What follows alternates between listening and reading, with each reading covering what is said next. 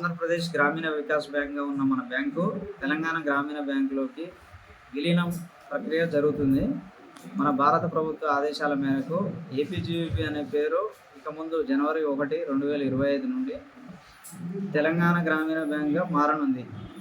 అయితే ఈ విభజన జరిగే క్రమంలో 28 డిసెంబర్ నుండి 31 డిసెంబర్ వరకు సాంకేతిక సమస్యల కారణంగా మనకు ఆన్లైన్ సేవలు నిలిచిపోనున్నాయి. కాబట్టి అత్యవసర పనులు ఉన్న మన ఖాతాదారులందరూ డిసెంబర్ 27వ తేదీలోపు పూర్తి చేసుకోగలరు.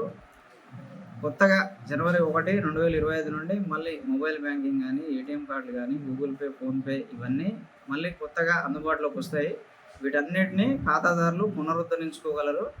ఈ 4 రోజులు మాకు కస్టమర్లందరూ సహకరించి మన కొత్త బ్యాంకుగా మారుతున్న క్రమంలో అందరూ సహకరించాల్సిందిగా కోరుతున్నాను.